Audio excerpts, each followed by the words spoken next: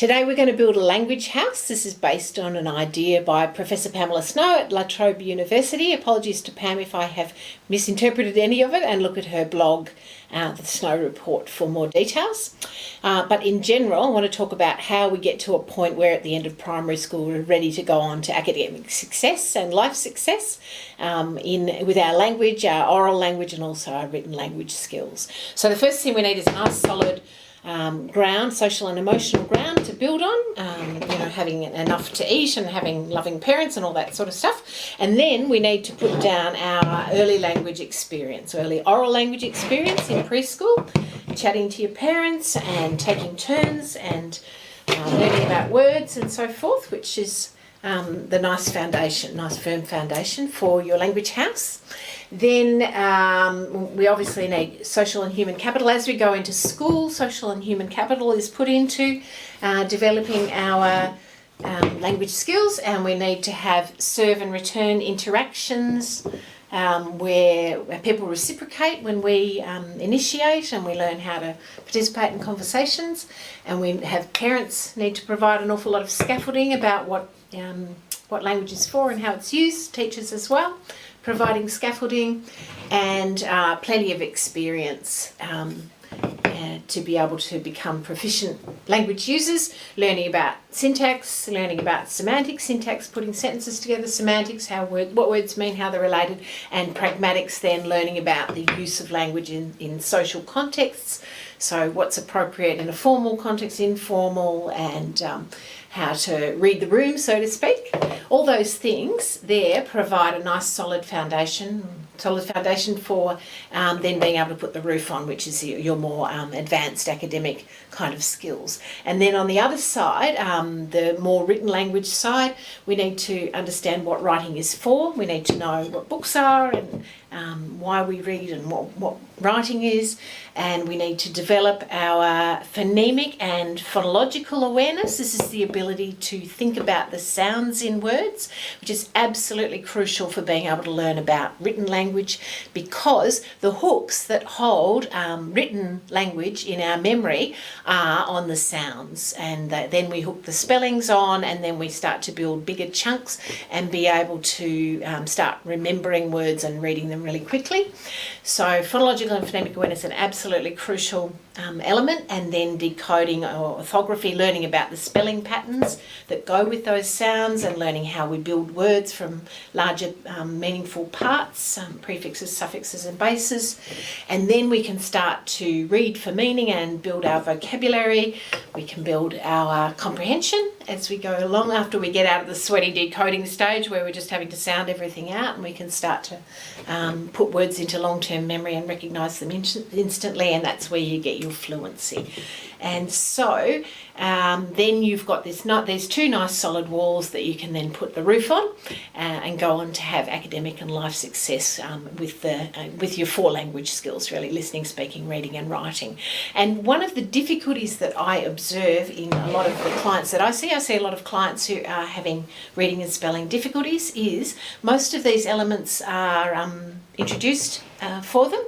Often this one is underdone or absent because teachers are not provided with typically enough knowledge about how words are built and where words are from and how our language system works. Often they're not taught about the spelling patterns of our language, and they're not taught about the sounds in our language adequately. Often teachers don't know how many there are or what there are. What the sounds are, and instead we have a lot of things like this. I'll explain what they are in a minute. This is a multi-cueing, sometimes called the 3-cueing system. We have repetitive texts that are introduced early on in schools, and we have high-frequency word lists are often foundational for young kids in learning to read and spell. And then there's an effort to build your fluency and your comprehension and your vocabulary on top of that, and it all falls down for a lot of kids. And those are the kids that I see and the kids that I worry about, and the kids I particularly worry about are the ones I don't see because I'm in private practice, and so parents have to pay for assistance, and I worry about the kids that whose parents can't afford that. So this website is part of my effort to contribute to turning that around and getting rid of the things that are not required in building our reading house, and in particular getting rid of this kind of thing. If you see this, query it. This Skippy the Frog, skip over the word and try and figure out what the word is without sounding it out. That is not useful and not evidence-based. It's this thing, MSV, as you might see in schools, and meaning, structure, visual, sounds don't even get a look in, not at all evidence-based. And this whole multi-cueing, three-cueing system idea has been seriously well debunked by reading scientists and has no place in our schools. So if you see those things, please query them. Also, if you see repetitive texts being used by littlies, repetitive texts go like this. The cow says moo, the duck says quack. This is my version of it, so I don't put a real one on the video and get sued by a company. The dog says bow wow. The horse says neigh. If you ever see anything like this, query it. Don't use it with littlies. The hen says cluck. The alpaca says, did you know I found this out? The alpaca says and also click click. The alpaca says, anyway, don't say I never teach you any world knowledge. These kind of readers, and also the leveled texts that are then further up, they're not authentic texts. They're written for an educational purpose, but they're written with the wrong theory underpinning them.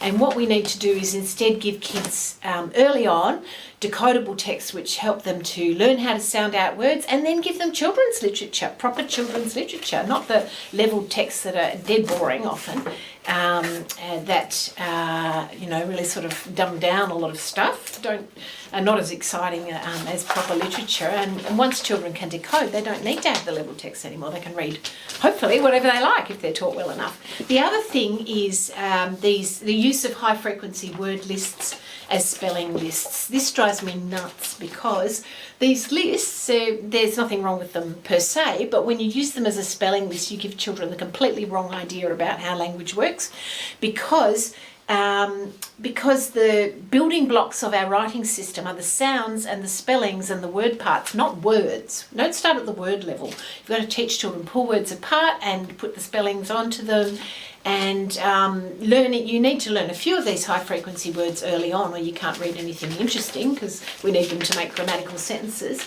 But the Dolch words, the Oxford words, the magic words, the Fry words, whatever, used as spelling lists, that is not appropriate, and it should be consigned to.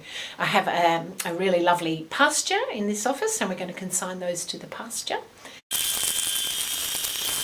And hopefully now those are out of the way, you can get them out of the way, then you can more successfully build a really solid language house with both oral and written language. All of these things, including phonological and phonemic awareness and orthography and morphology, etymology, and prepare your learners to successfully put the roof on their language house and go on to be skilled users of language, listening, speaking, reading and writing. The Spelverbet website is my attempt to help parents, teachers, others, speech pathologists to make sure that this wall here has really solid phonological, orthographic and morphological parts, as well as all the other parts that are already being put in place nice and strong, but we need to strengthen those aspects. And so I hope that my website helps you find things that you need to be able to help learners build a really nice solid walls on their language house.